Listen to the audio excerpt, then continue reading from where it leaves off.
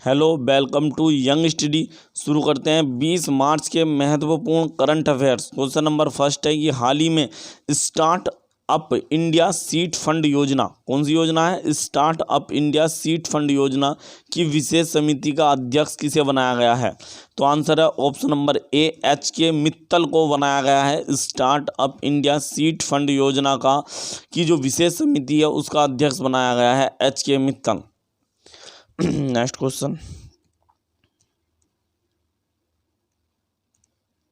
हाल ही में दुनिया का सबसे बड़ा तैरता हुआ सौर ऊर्जा फार्म किस यानी सौर ऊर्जा प्लांट किस यानी के देश में यानी बनाया गया है? दुनिया का सबसे बड़ा सौर ऊर्जा प्लांट यानी फ्लोटिंग यानी सौर ऊर्जा प्लांट है, पानी पर तैरता हुआ है, यह बनाया गया है ऑप्शन नंबर सी, सिंगापुर में बनाया गया है। सिंगापुर की राजधानी सिंगापुर सिटी है और सिंगापुर के जो हमारे वो है हमारा मुद्रा है वो हमारी क्या है? तो सिंगापुर की मुद्रा इनके डॉलर है। इससे पहले भारत में बनाया गया था, भारत का सबसे बड़ा यानी फ्लोटिंग यानी तैरता हुआ सौर ऊर्जा प्लांट बनाया गया था। वो कहाँ पर बनाया गया था? तेलंगाना में बनाया गया था। वो कहाँ पर बनाया गया था? तेलंगाना में बनाया गया था हाल ही में। नेक्स्ट क्वेश्चन, हाल ही में आरबीआई की रिपोर्ट के अनुसार भारत यानी कि विदेशी मुद्रा भंडार के मामले में पूरे विश्व में किस स्थान पर है? तो हाल ही में आरबीआई ने एक हमारी रिपोर्ट जारी की, उसके अनुसार विदेशी मुद्रा भंडार के मामले में भारत कौन से स्थान पर पहुंच चुका है? तो भारत आ गया हमारा ऑप्शन नंबर डी, चौथे स्थान पर आप पहुंच चुका है भारत। कौन से स्थान पर? चौथे स्थान पर आ गया। भारत का विदेशी मुद्रा भंडार जो है 580.3 बिलियन डॉलर, 580.3 बिलियन डॉलर है। कितना है? 580.3 बिलियन डॉलर है। और भारत ने रूस को यानी कि हमारा जो है 5वें नंबर पर ढकेल दिया। रूस का जो हमारा वो है विदेशी मुद्रा भंडार जो है 580.1 बिलियन डॉलर है। कितना है? 580.1 बिलियन हमारा जो है डॉलर ये है। और जबकि भारत का 580.3 है। रूस को 5वें नंबर पर धकेल दिया भारत ने। पहले नंबर पर कौन है हमारा? तो पहले नंबर पर चीन है। दूसरे नंबर पर कौन है? दूसरे नंबर पर जापान है। तीसरे नंबर पर कौन है? तीसरे नंबर पर स्विट्जरलैंड इसमें तीसरे नंबर पर है। तीसरे नंबर स्विट्जरलैंड है। नेक्स्ट क्वेश्चन, हाल ही में किस खिलाड़ी ने 200 मीटर में पीटी यानी ऊषा के यानी 200 मीटर में हाल ही में किस खिलाड़ी ने 200 मीटर में पीटी ऊषा के सन 1998 के बनाए गए 23 मिनट 30 सेकंड के रिकॉर्ड को तोड़ दिया? ये हमारा इन्होंने ये रिकॉर्ड बनाया था 23 पॉइंट यानी 23 सेकंड 23.30 सेकंड यानी कि 23 सेकंड 30 नैनो सेकंड ये है हमारा कि हमारा जो है रिकॉर्ड को तोड़ दिया हमारा ये कि हाल ही में किस खिलाड़ी ने 200 मीटर में पीटी ऊषा के सन 1998 में बनाए गए 23 सेकंड हमारा और 30 नैनो सेकंड यानी कि 23.30 सेकंड के रिकॉर्ड को तोड़ दिया? तो ये तोड़ दिया हमारा तमिलनाडु की एस धनलक्ष्मी ने। ऑप्शन नंबर ए, तमिलनाडु की एस धनलक्ष्मी ने। इन्होंने नया रिकॉर्ड क्या बनाया? तो इन्होंने बनाया 23.26 सेकंड का नया रिकॉर्ड बनाया। 23.26 सेकंड का जो है इन्होंने नया रिकॉर्ड बनाया। इससे पहले एस धनलक्ष्मी ने 100 मीटर में हमारा हिमा दास जो है इन्हें यानी हमारा हराया था हाल ही में। यानी वो हिमा दास को नहीं, दूती चंद को, दूती चंद है इनको हराया था इन्होंने, दूती चंद को हराया था 100 मीटर में हाल ही में यानी कि एस धनलक्ष्मी ने। और हमारा जो हमारी ये है पीटी ऊषा ये हमारी भारत की पहली महिला थी जो ओलंपिक में जो है हमारा चौथे नंबर पर पहुंची थी। ओलंपिक के चौथे नंबर पर पहुंची थी 200 मीटर की दौड़ में, 400 मीटर की दौड़ में पहुंची थी वैसे। और ये कौन से ओलंपिक में हुए थे वे? तो ये हमारे लॉस एंजलिस में एक ओलंपिक हुए थे, लॉस एंजलिस में। कहाँ पर? एंजलिस यानी लॉस एंजलिस के ओलंपिक में चौथे नंबर पर पहुंची थी। ये ओलंपिक कब हुए थे? तो लॉस एंजलिस के जो ओलंपिक हुए थे सन 1984 में, जो लॉस एंजलिस यूएसए में पड़ता है, इसमें जो ओलंपिक हुए थे सन 1984 में, यहाँ पर यानी पीटी ऊषा चौथे नंबर पर पहुंची थी। यानी क्या बात है कि यानी कि हमारा तमिलनाडु की बात आई है, ये तमिलनाडु की है धनलक्ष्मी। तो तमिलनाडु की राजधानी चेन्नई है। तमिलनाडु 26 जनवरी सन 1950 को बना। तमिलनाडु के राज्यपाल बनवारी लाल पुरोहित हैं और तमिलनाडु के मुख्यमंत्री के पलानीस्वामी हैं। तमिलनाडु से कुछ अन्य फैक्ट देख लेते हैं। तमिलनाडु के बहुत से हमारा जो प्रोडक्ट हैं जिन्हें जीआई टैग दिया गया है, जैसा पलानी पंचामृत, पलानी पंचामृत को भी हमारा पंचा यानी पंचामृत यानी हमारा पंचामृत यानी कि इसे भी जीआई टैग दिया गया है। ये एक हमारा प्रसाद है, पलानी पंचामृत प्रसाद है जिसे जीआई टैग दिया गया है। और कंदांगी की साड़ी, इसे भी कंदांगी साड़ी यानी कि हमारा तमिलनाडु की है ये, इसे भी हमारा जीआई टैग दिया गया है, तमिलनाडु की है कंदांगी की साड़ी। और एक हमारा है यानी हमारा कंदांगी की साड़ी, त्रिभुवन की साड़ी भी को भी जीआई टैग दिया गया है, तिरुभुवनम यानी कि त्रिभुवनम की सिल्क साड़ी। कौन सी हमारी साड़ी है? सिल्क साड़ी, इन्हें भी जीआई टैग दिया है। त्रिभुवन की सिल्क साड़ी को भी जीआई टैग दिया गया है। डिंडीगुल के ताले, इनको जीआई टैग दिया गया है, ये भी तमिलनाडु है। डिंडीगुल, ये हमारा है डिंडीगुल का ताला यानी ताले, यानी इन्हें भी जीआई टैग दिया गया है, ये भी तमिलनाडु में पड़ते हैं डिंडीगुल के ताले।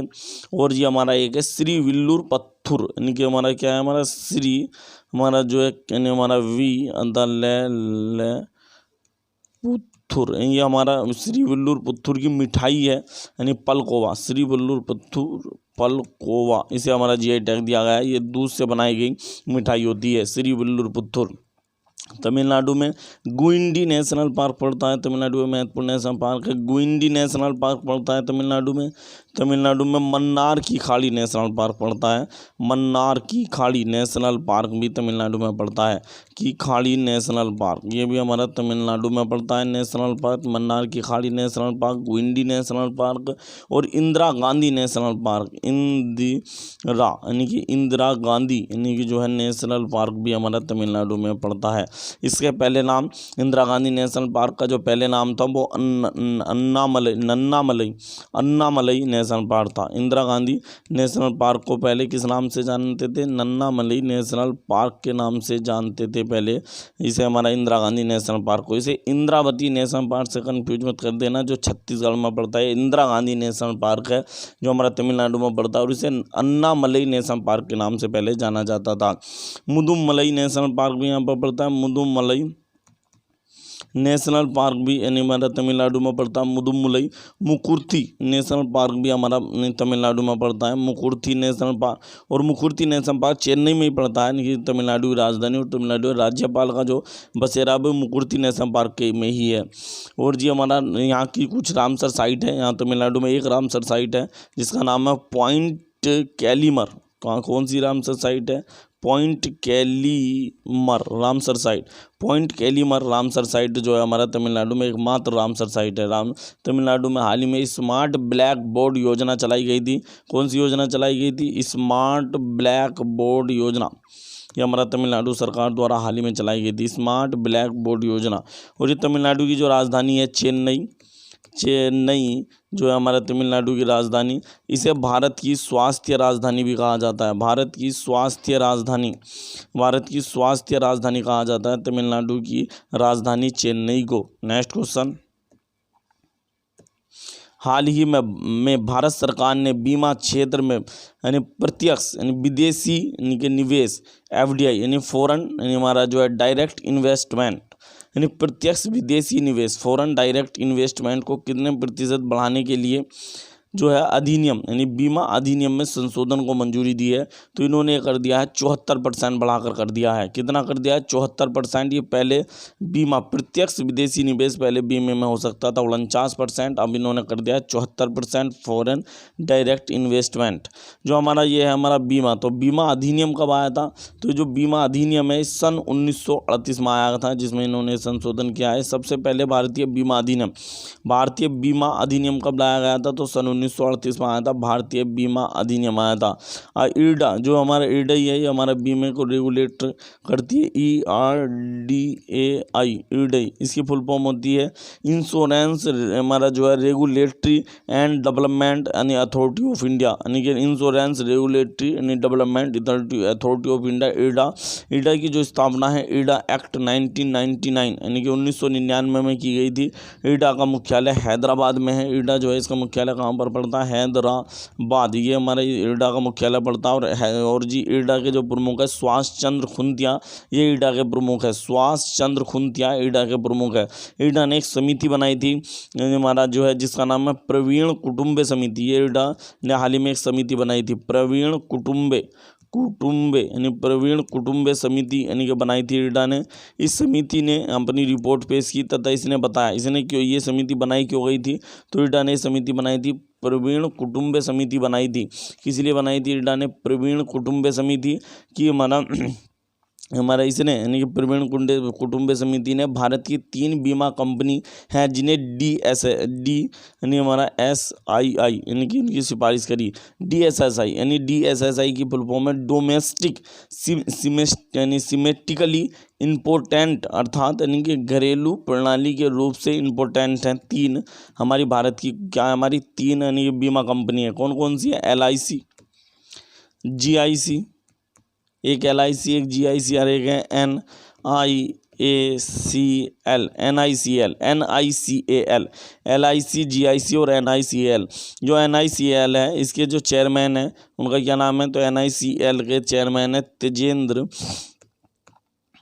तेजेंद्र यानी मुखर्जी यानी कि इसके NICAL के चेयरमैन हैं। इन्होंने ये जो हमारे ये तीनों DSII यानी कि घरेलू प्रणाली के रूप में इम्पोर्टेंट जो है हमारी बीमा कंपनी है, इनकी सिफारिश किसने करी? तो वो करी इरडा यानी कि इरडा ने जो कंपनी बनाई थी प्रवीण कुटुम्बे समिति, उसने ये सिफारिश करी। प्रवीण कुटुम्बे समिति ने इरडा ने हाल ही में सभी बीमा कंपनियों को सरल सुरक्षा बीमा सरल सुरक्षा बीमा देने की बात करी। सरल सुरक्षा बीमा ये एक दुर्घटना बीमा है जो सभी कंपनियों द्वारा बीमा कंपनी से देंगी। इरडा ने इसकी घोषणा करी सरल सुरक्षा बीमा।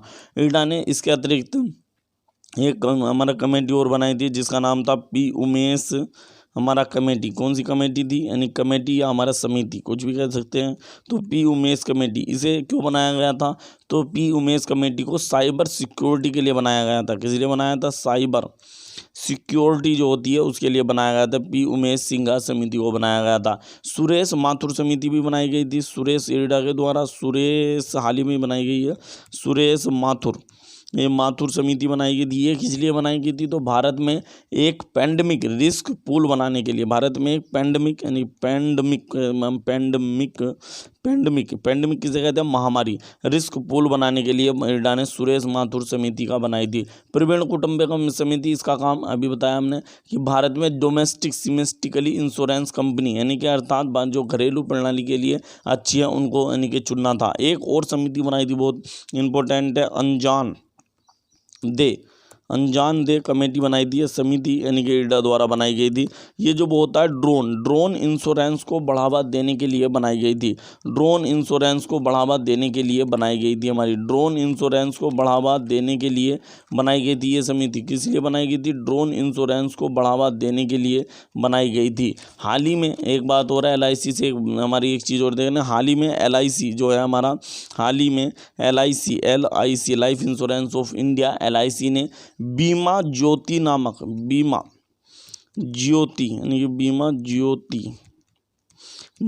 पॉलिसी लॉन्च की है। यानी बीमा ज्योति नामक पॉलिसी लॉन्च की है हमारा LIC ने। इसमें 90 यानी कि दिन से लेकर कितने 90 दिन से लेकर हमारा 60 साल यानी कि 90 दिन से लेकर 60 साल की उम्र का कोई भी व्यक्ति इसमें अपना खाता वो हमारा बीमा कर सकता है। इसमें हमारा कम से कम 1 लाख तक का बीमा हो सकता है, कम से कम 1 लाख, और अधिकतम इसकी सीमा नहीं है। कौन सी यानी पॉलिसी है? बीमा ज्योति नामक पॉलिसी लॉन्च किया हाल ही में LIC ने। नेक्स्ट क्वेश्चन, हमारा FDI किसी भी देश यानी FDI के बारे में लिखा हुआ है कि किसी एक देश की कंपनी का दूसरे देश में किया गया निवेश प्रत्यक्ष विदेशी निवेश या फॉरेन डायरेक्ट इन्वेस्टमेंट कहलाता है। इसे FDI इसे 2 प्रकार का होता है। एक होता है ग्रीन फील्ड निवेश यानी कि हमारा इसके द्वारा दूसरे देशों में एक नई कंपनी स्थापित की जाती है, और दूसरा जो होता है हमारा FDI वो होता है पोर्टफोलियो निवेश। इसके तहत किसी विदेशी कंपनी के शेयर खरीदे जाते हैं तथा उसके स्वामित्व वाले विदेशी कंपनी का अधिग्रहण किया जाता है। भारतीय बीमा अधिनियम 1938 में आया। क्वेश्चन, हाल ही में किस मंत्रालय ने 6ठी भारत ब्राज़ील दक्षिण अफ्रीका यानी कि IBSA महिला फोरम, क्या महिला फोरम की बैठक वर्चुअल आयोजित यानी कि हमारा की गई, यानी किस मंत्रालय के द्वारा कराया गया ये, तो ये कराया गया महिला और बाल विकास मंत्रालय द्वारा कराया गया। छठा था ये, महिला और बाल विकास मंत्रालय द्वारा इसका आयोजन किया गया। हमारी महिला और बाल विकास मंत्री कौन है? स्मृति जुबिन ईरानी, जिनकी जो कॉन्स्टिट्यूंसी यानी सांसदीय अमेठी उत्तर प्रदेश से हैं। ये जो हमारा यानी कि हमारा IBSA, इसमें इंडिया, ब्राज़ील, साउथ अफ्रीका, ये हमारा महिला फोरम था और इसका जो गठन किया गया था IBSA का, वो 2003 में गठन किया गया था और इसकी अध्यक्षता भी हमारी स्मृति जुबिन ईरानी द्वारा की गई। हमारा IBSA की स्थापना और हमारे ये इसकी अध्यक्षता स्मृति जुबिन ईरानी ने की, जो भारत की यानी क्या है, हमारी बाल विकास एवं महिला सशक्तिकरण मंत्री और कपड़ा मंत्री भी है। नेक्स्ट क्वेश्चन, हाल ही में किस संगठन के द्वारा ग्लोबल वेज रिपोर्ट 2020 यानी 21 मजदूरी और कोविड-19 न्यूनतम मजदूरी की आंकड़ा जारी की गई है? किसके द्वारा जारी की गई है? हमारा तो ये जारी की गई है हमारी, किसके द्वारा जारी की गई है? ये हमारी वो जो है सॉरी यहाँ ऑप्शन नहीं है, तो हम आंसर बता देते हैं आपको। ये जो रिपोर्ट है, कौन सी रिपोर्ट है? ग्लोबल वेज रिपोर्ट 2020-21, ये हमारी जारी की गई है ILO। किसके द्वारा जारी की गई है? ILO, इंटरनेशनल लेबर ऑर्गेनाइजेशन या अंतर्राष्ट्रीय श्रम संगठन के द्वारा जारी की गई है। अंतर्राष्ट्रीय श्रम संगठन की स्थापना, इंटरनेशनल लेबर ऑर्गेनाइजेशन की स्थापना 11 अप्रैल 1919 को हुई थी। इसका मुख्यालय जिनेवा में है। इसका मुख्यालय कहाँ पर है? जिनेवा में है। और इसके जो हमारा वर्तमान में अध्यक्ष हैं, वो हमारा यूनाइटेड किंगडम के गाई राइडर है। अंतर्राष्ट्रीय श्रम संगठन जो है, यहाँ श्रम होना चाहिए, अंतर्राष्ट्रीय श्रम संगठन को सन 1969 में उसकी 50वीं वर्षगांठ पर शांति के लिए नोबेल पुरस्कार भी मिल चुका है। नेक्स्ट क्वेश्चन, हाल ही में किस देश ने अंतर्राष्ट्रीय सौर गठबंधन में शामिल होने की घोषणा की है? तो हाल ही में कौन सा देश है ने अंतर्राष्ट्रीय सौर गठबंधन में शामिल होने की किया? अभी इसमें अंतर्राष्ट्रीय सौर गठबंधन जो है यानी ISA, ये जो है इंटरनेशनल सोलर अलायंस, इसमें कितने देश हैं? तो इसमें 121 देश है। नहीं कि इटली ने भी हमारा इसमें सम्मिलित होने की घोषणा की है। किस देश ने घोषणा की है? तो इटली जो हमारा देश है, इसने इसमें शामिल होने की घोषणा की है। इटली की राजधानी रोम है। इटली की जो मुद्रा है वो यूरो है। इटली की राजधानी क्या है? हमारी रोम। और इटली की मुद्रा हमारी यूरो है। इटली की मुद्रा यूरो है। और इटली के जो प्रधानमंत्री है ग्यूसेस कोंटे, ये हमारे इटली के प्रधानमंत्री हैं। ग्यूसिपे कोंटे, ये हमारा इटली के यानी हमारा कौन है हमारे? तो इटली के प्रधानमंत्री हैं। इटली के प्रधानमंत्री हैं। और जी हमारा इटली जो है ये सही हो गया। और अंतर्राष्ट्रीय सौर गठबंधन, इससे संबंधित कुछ अन्य फैक्ट देख लेते हैं। अंतर्राष्ट्रीय सौर गठबंधन से संबंधित कुछ अन्य फैक्ट देख लेते हैं। तो अंतर्राष्ट्रीय सौर गठबंधन की स्थापना 30 नवंबर यानी कि 30 नवंबर हमारा सन 30 नवंबर सन 2015 में मैंने भारत के राष्ट्रपति हमारे कौन थे? हमारे उस समय भारत के राष्ट्रपति प्रधानमंत्री नरेंद्र मोदी, भारत के प्रधानमंत्री नरेंद्र मोदी और फ्रांस के राष्ट्रपति के सहयोग से की गई थी। पेरिस जलवायु यानी सम्मेलन के दौरान की गई थी। अंतर्राष्ट्रीय सौर गठबंधन का मुख्यालय गुरुग्राम में है। अंतर्राष्ट्रीय सौर गठबंधन को पहले international agency for solar technology and application के नाम से जाना जाता था। हाल ही में अंतर्राष्ट्रीय सौर गठबंधन जो है हमारा, इसे के नए यानी कि हाल ही में अंतर्राष्ट्रीय सौर गठबंधन जो है हमारा, हाल ही में अंतर्राष्ट्रीय सौर गठबंधन यानी हाल ही में अंतर्राष्ट्रीय जो हमारा सौर गठबंधन है, इसके नए अध्यक्ष बनाए गए थे। इनका नाम था हमारा हाल ही में कौन बने थे? अजय माथुर। अंतर्राष्ट्रीय सौर गठबंधन के नए अध्यक्ष बनाए गए थे अजय माथुर, ये बनाए गए थे। और अंतर्राष्ट्रीय जो सौर गठबंधन है हमारा, ये कर्क और मकर जो हमारा रेखा है यानी कर्क रेखा यानी कि हमारा कौन सी? हमारी कर्क रेखा यानी हमारा जो है कर्क रेखा यानी कि हमारा जो है कर्क रेखा यानी हमारा जो कर्क रेखा और मकर रेखा के आसपास के देशों का एक समूह है। कर्क रेखा कितने देशों से होकर गुजरती है? तो कर्क रेखा हमारी 10 देशों से होकर गुजरती है। कितने देशों से होकर गुजरती है कर्क रेखा हमारी? तो हमारी कर्क रेखा हमारी 16 देशों से होकर गुजरती है हमारा कर्क रेखा। और मकर रेखा कितने देशों से होकर गुजरती है? वो 10 देशों से होकर गुजरती है। मकर रेखा टोटल 10 देशों से होकर गुजरती है। यानी कर्क रेखा को हम क्या भी किस नाम से भी जानते हैं? तो हम ट्रॉपिक ऑफ कैंसर के नाम से जानते हैं कर्क रेखा को, और मकर रेखा को ट्रॉपिक ऑफ कैप्रिकॉर्न के नाम से जानते हैं। और कर्क रेखा हमारी 16 देशों से होकर गुजरता है ट्रॉपिक ऑफ कैंसर, और मकर रेखा 10 देशों से होकर गुजरती है, यानी ट्रॉपिक ऑफ कैप्रिकॉर्न के नाम से जानते हैं, हमारे 10 देशों से होकर गुजरती है। नेक्स्ट क्वेश्चन, हाल ही में किसी अंतर्राष्ट्रीय संस्था स्टॉप टीवी यानी पार्टनरशिप बोर्ड का चेयरमैन बनाया गया है? तो ये स्टॉप टीवी पार्टनरशिप बोर्ड के अध्यक्ष बनाया गया हमारे भारत के यानी कि हमारे जो वो हैं स्वास्थ्य और परिवार मंत्री डॉक्टर हर्षवर्धन को स्टॉप टीवी यानी टीवी की मतलब है यहाँ, यानी टीवी का फुल फॉर्म क्या है, तपेदिक यानी जो होता है तपेदिक यानी जो होता है टीवी, इसके यानी कि हमारा जो है चेयरमैन बोर्ड के चेयरमैन बनाए गए हैं। भारत ने 2025 तक टीवी को ख़त्म करने के लिए एक पहल चलाई, टीवी हारेगा भारत जीतेगा अभियान चलाया है। कौन सा चलाया?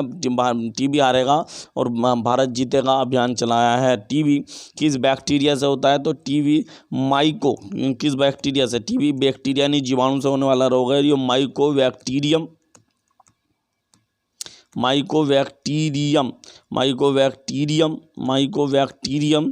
यानी ये यानी हमारा माइकोबैक्टीरियम ट्यूबरकुलो यानी हमारा ट्यूबरकुलो बैक्टीरिया यानी क्लोसिस नामक बैक्टीरिया से होता है।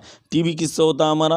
यानी तो हमारा टीबी एक बैक्टीरिया से होता है, उसका नाम है माइकोबैक्टीरियम ट्यूबरकुलोसिस नामक यानी वायरस से होता है टीबी। यानी जो स्टॉप टीबी ये हमारी संस्था है पार्टनरशिप, स्टॉप टीबी पार्टनरशिप जो है ये विश्व में टीबी के उन्मूलन के लिए, जो टीबी है उसके उन्मूलन के लिए कार्य करने वाली संस्था है। नेक्स्ट क्वेश्चन, हाल ही में वसंत यानी में विश्व 2021 की स्थिति को यानी कि बढ़ेगा, यानी तो वसंत विश्व 2021 की स्थिति को बढ़ेगा ये, तो ये हमारा बढ़ेगा 20 मार्च को बढ़ेगा ये 2021 में 20 मार्च को वसंत विश्व को हमारा वर्नल किस नाम से, एक अन्य नाम से भी जाना जाता है, उसका नाम है वर्नल हमारा इक्विनॉक्स के नाम से जाना जाता है। किस नाम से?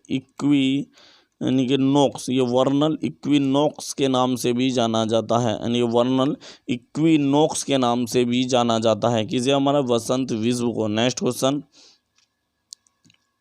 हाल ही में किस संस्थान के वैज्ञानिकों ने कृत्रिम प्रकाश संश्लेषण, ये हमारा कृत्रिम, यहाँ थोड़ी मिस्टेक है, प्रकाश ऐसा होना चाहिए, संश्लेषण की विधि खोजी है? तो इसका आंसर है ऑप्शन नंबर ए यानी Jawaharlal Nehru centre for advanced scientific research के वैज्ञानिकों ने कृत्रिम प्रकाश संश्लेषण की प्रणाली या विधि को खोजा है। ये कृत्रिम प्रकाश संश्लेषण की जो विधि है धातु कार्बन MOF 808 पर आधारित है, MOF 808 पर आधारित है। ये हमारी जो कृत्रिम प्रकाश संश्लेषण की विधि है जिसे Pandit Jawaharlal Nehru centre for advanced scientific research के वैज्ञानिकों ने खोजा है। नेक्स्ट क्वेश्चन, हाल ही में कौन सा मंत्रालय 16 मार्च से 31 मार्च तक पोषण पखवाड़ा का आयोजन करेगा? तो ये हमारा कौन सा मंत्रालय करेगा? तो ऑप्शन नंबर सी महिला एवं बाल विकास मंत्रालय, जिसकी मंत्री स्मृति जुबिन ईरानी है, ये इसका आयोजन करेगा। इसमें जो हमारा आयुष मंत्रालय है, हमारा आयुष मंत्रालय इसी यानी हमारा के तहत हम काम करने वाले, हमारे इसी के तहत यानी कि हमारे जो पोषण पखवाड़ा आयोजित किया जाए, इसी में आयुष मंत्रालय के अधीन काम करने वाले राष्ट्रीय औषधि पौधा बोर्ड NMPB यानी राष्ट्रीय औषधि पौधा बोर्ड NMPB के माध्यम से यानी कि जो बोलते हैं आंगनवाड़ी केंद्रों में हमारा प्रत्येक आंगनवाड़ी केंद्रों को पौधों के 4 छोटे छोटे पौधे वितरित करेगा जिससे वे लगाएं। ये सभी औषधि या हमारे बहुत महत्वपूर्ण पौधे होंगे, ये पोषण पखवाड़े के तहत यानी प्रदान किए जाएंगे। पोषण यानी कि जो माह है वो कब बनाया जाता है? तो सितंबर का जो वो होता है वो पोषण माह होता है, और 1 से 7 सितंबर तक पोषण सप्ताह बनाया जाता है। क्या बनाया जाता है? पोषण सप्ताह बनाया जाता है। और न्यूट्रिशन यानी कि जो मंथ होता है वो सितंबर होता है, और पोषण सप्ताह सितंबर से 7 सितंबर होता है। पोषण पखवाड़ा है जो 16 मार्च से 31 मार्च को आयोजित किया जाएगा। Next question,